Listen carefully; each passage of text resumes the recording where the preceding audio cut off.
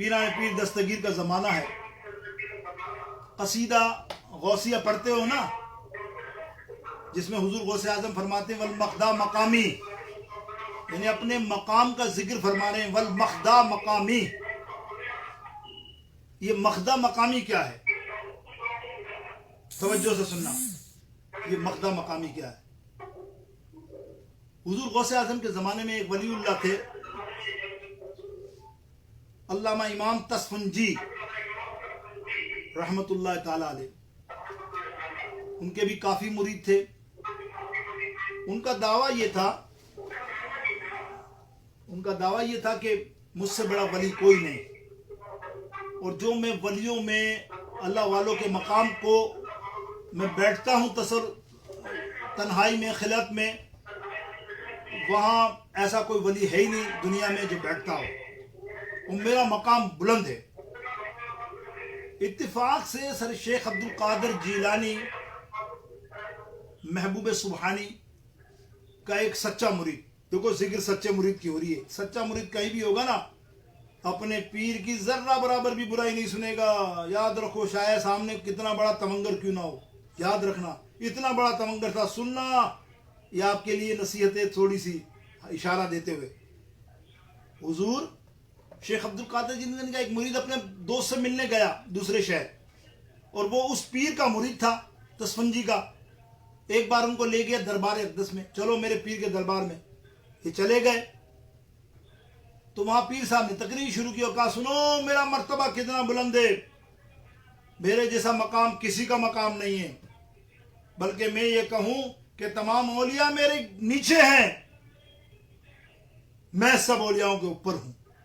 میں جس جگہ بیٹھتا ہوں خلوت میں، بڑے بڑے اولیاءوں کے ساتھ میری بڑی عزت ہے، مجھے خلوت ملتی ہے وہاں، یعنی مجھے چادر یا یہ سمجھ لیجئے کرتا ملتا ہے وہاں پہ، بڑا اعلیٰ مرتبے کے لحاظ سے میرا مقام کے. وہ جو مرید بیٹھا تھا اس نے کہا یار میرا پیر شیخ عبد القادر جیلانی، جس کے قدم تمام ولیوں کے گردن پر، اس کی شان یہ اور یہ بولتا ہے کہ میری شان بڑی ہے. دیکھو سنو، وہ کھڑا ہو گیا اور کہنے لگا پیر صاحب تیرا مقام ہوگا بلند، خدا کی قسم میرے پیر جیسا تیرا مقام ہو ہی نہیں سکتا، چاہے تو کتنا ہی بول لے. وہ پیر جلال میں آ گئے اور تمام مریدوں نے خیال کیا کہ اب اس کی خیر نہیں، یہ اب جل گیا. گردن نگاہ ماری اس کی طرف اور واپس گردن جھکا لی. امام تصفنجی نے 3 دفعہ نگاہ ماری، 3 دفعہ نگاہ جھکا لی. مریدوں نے سوال کیا یا شیخ عبد القادر، یا شیخ تصفنجی، اس نے آج آپ کے سامنے زبان کھولی اور آپ کچھ نہیں بول رہے.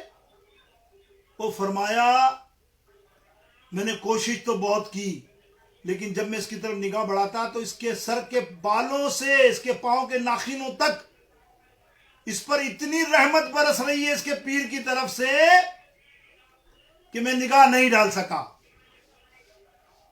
یقینی طور پہ اس کا پیر بھی بڑا کامل ہے. لیکن پیر صاحب نے کہا تیرا دعویٰ ہے کہ میرا پیر بہت بڑا ہے، تو پھر جا تو اپنے پیر کے پاس، میں خط دیتا ہوں، بلکہ تو یہاں بیٹھ، میں اپنے 2 مرید تیرے پیر بغداد کو بھیجتا ہوں، انہوں نے بتاتا ہوں اپنا حال کہ میرا حال کیا ہے خلوت میں، ولیوں کے درباروں میں میرا اوپر، اللہ اور رسول کے دربار میں مقام کیا ہے میرا، کس درجے پر بیٹھتا ہوں میں. ابھی یہ بات ہو رہی ہے، حضور غوث اعظم میرے پیرا پیر دستگیر بغداد شریف میں حجرے میں مریدوں کے ساتھ موجود ہے، اور 2 مرید کو اٹھاتے ہیں، اے محمد علی ہیتی اٹھ، خلیفہ، آپ کے خلیفہ کا نام محمد علی ہیتی رحمت اللہ تعالی علیہ، آپ کو اٹھاتے ہیں. محمد علی ہیتی آپ نے نام سنا ہوگا، بہت جلیل القدر، ان کی سوانح پڑھو آپ، حضور علیہ السلام کا دیدار کیا کرتے تھے. ایک دن ایسا ہوا حضور غوث اعظم خطاب کر رہے تھے، آپ نیچے بیٹھے تھے قدموں کے پاس آگے جا کے صف میں. اچانک آپ کی آنکھ لگ گئی اور تھوڑی دیر کے بعد دیکھا آنکھ کھلی تو حضور غوث اعظم پیران پیر دستگیر ہاتھ باندھ کر مرید کے سامنے کھڑے ہیں. حضرت محمد علی ہیتی رحمت اللہ تعالی علیہ فرماتے ہیں یا میرے شیخ، یا میرے مرشید، آپ تو بیان کر رہے تھے اور اچانک آپ میرے پاس آ کر ہاتھ باندھ کر کھڑے ہوئے، میری کوئی خطا ہے؟ کیا معاملہ ہے؟ ارے حضور غوث اعظم فرماتے ہیں سنو سنو سنو سنو، کئی روز ہوں دینے دیدار آپ دے، او کئی ترس دینے سونے دے دیدار واسطے، رب محفلاں سجائیاں نی سرکار واسطے، رب حضور غوث اعظم فرماتے ہیں ہیتی تو جانتا ہے میں یہاں کیوں آیا، میں ادب سے کیوں کھڑا ہوں؟ ابھی تیرے خواب میں سرکار مدینہ جان مدینہ حضور پرنور سید عالم صلی اللہ تعالیٰ علیہ وسلم تشریف لائے تھے، میں ان کے ادب میں یہاں آ کر کھڑا ہو گیا۔ دیکھا آپ نے سرکار غوث اعظم دلوں کے حال تو حال، خوابوں کے حال بھی جانتے ہیں کہ یہ بندہ ایک جھونکا لے کر کہاں پہنچا ہوا تھا۔ یہ ہے میرے شیخ عبد القادر جیلانی کے تصرف کا معاملہ۔ تو میں بات کر رہا تھا امام تصفنجی کی، ابھی انہوں نے ذکر کیا کہ غوث پاک نے 2 مریدوں کو بھیجا،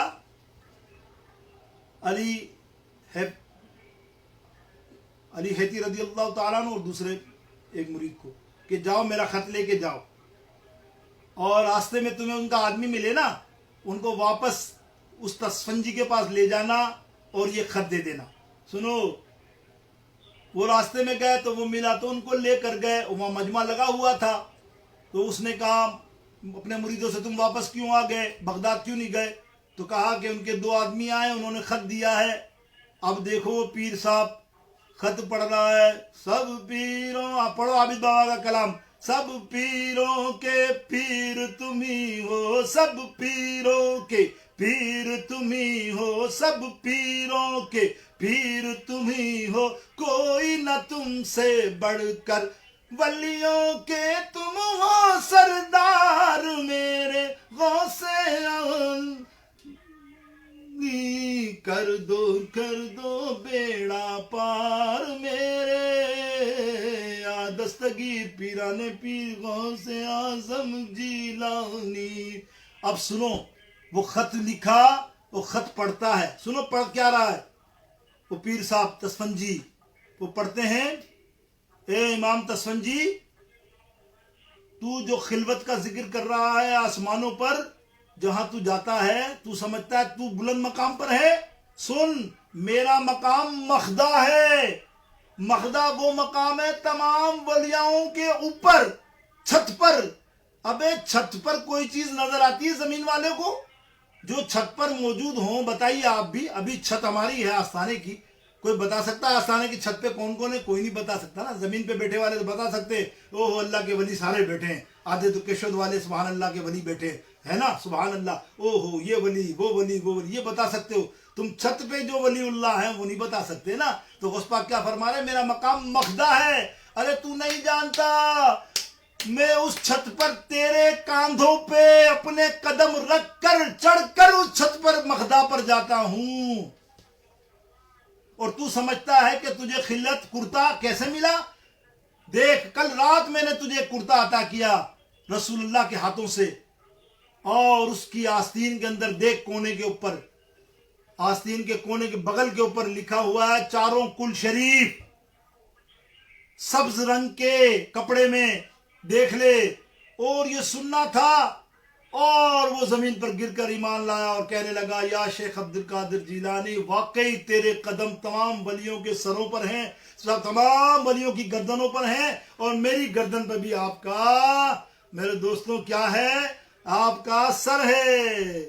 کہ مرغ سب بولتے ہیں، بول کے چپ رہتے ہیں۔ میرے امام اہل سنت اعلیٰ حضرت فرماتے ہیں دنیا میں بڑے بڑے مرغ بولے، یعنی اچھی نسل والا کہلاتا ہے اصیل، اور نواسنج، ترجمہ پہلے سے کر رہا ہوں، نواسنج کہتے ہیں گیت گانے والے کو، گیت گانے والے کو، نغمہ گانے والے کو۔